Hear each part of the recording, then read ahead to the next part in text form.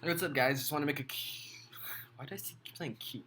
I want to make a quick YouTube video on INFJs and learning. And so this is gonna be for my fellow INFJs out there when it comes to learning stuff. I found, and I've actually learned from a lot of high-end professors when it comes to the Myers-Briggs system. And one thing that they've told me, and I've also found to be true, is that INFJs typically, when pursuing a certain skill, for example, rugby, I don't know why I use rugby.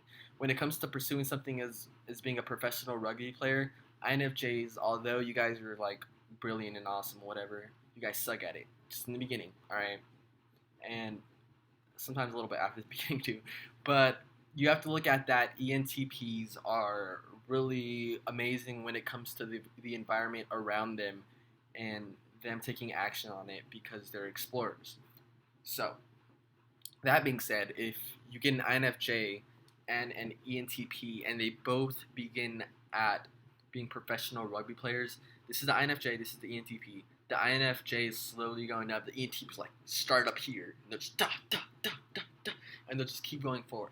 But when it comes to INFJs and learning, it takes a really long time for you guys to start to getting up there and just like understanding how the game is played basically, and it'll probably take you twice as long as the regular player, but you're gonna get a lot more out of it. Like you'll understand it way more than anybody else that's trying to like start that, and it's amazing. It's just phenomenal because when it comes to INFJs in the field, this is how it goes. All right, so the ENTPs are da da da. The INFJs are like coming up, coming up, and then like this is a regular person. They're just coming up. The INFJs like coming up, boom, and they just take off, and they don't stop either. Like it becomes their life goal.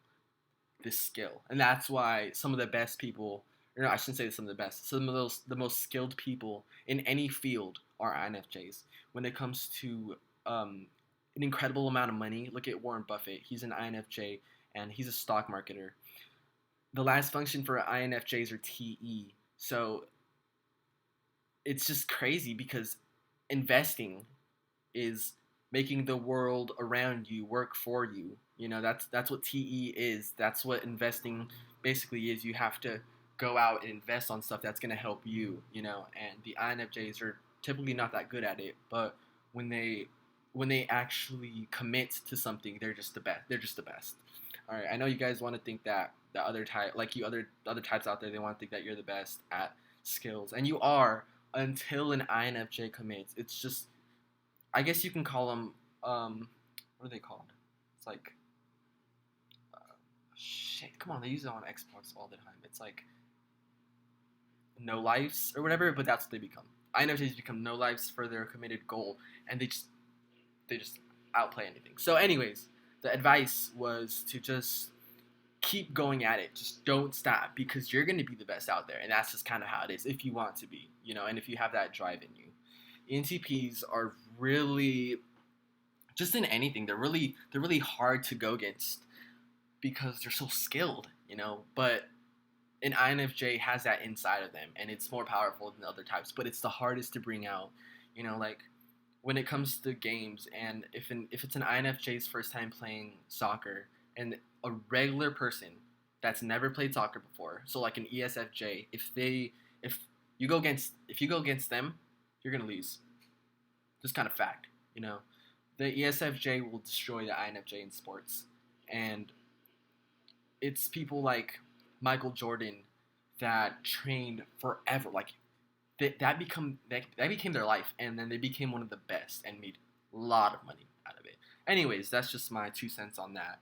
Um, so it's gonna take you guys twice as long to learn, but there's gonna be a certain point. It's not gonna be like that forever. It's gonna be a certain point where it's just over. Like you start applying the stuff that you know, and it's just game. No one wants to play with you, and I mean, I know, being the best is sounds like being able to be the best in any given field sounds like the bomb, but sometimes it's not. And I'm only saying that because I mean yeah, the other types may look at the INFJ and be like, "Oh, you lucky bastard! You know, you have this incredible skill among like inside of you, and if you really harness it, you can be the best in the world." And I mean that literally, like the world. Like, look at Drake, you know, the rapper. 6 years ago, he had started rapping. Now he's at the top. You know, he's one of the top. And if you look at his videos, I like listening to his music personally. I looked at his videos, and there's comments like, "Man, I don't listen to anything except for Drake because everything else is boring." Blah blah blah. Like, Drake is the best. I can't believe that Drake surpassed Lil Wayne.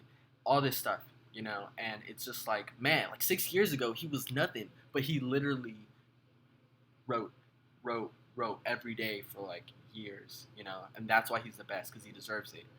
But it's lonely being in first place, so just remember that, you know. Sometimes it's not the best to be the best because, you know, if you're running a mile, you know, and you're just destroying everybody, you're gonna be alone while you're running, you know. So I mean, success doesn't really bring you happiness. But anyways, this is just on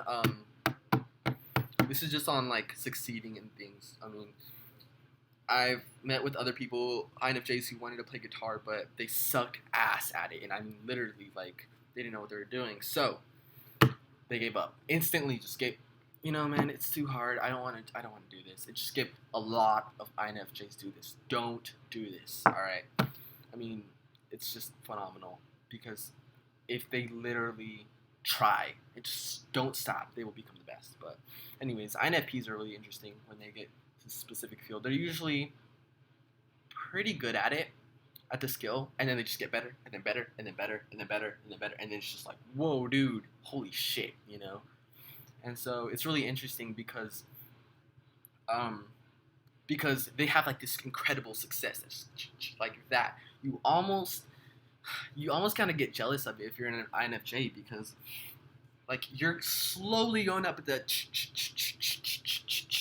and it just keeps and it just disappears. But then the INFJ usually destroys the INFP, and then the INFP gets jealous and they quit. That's actually happened a lot of times if you look at media or sports or anything. But that's not the point because you don't. It's not best to be at the top a lot of the time. INFPs are amazing, and so are the other types. They all have different skills. They become creative.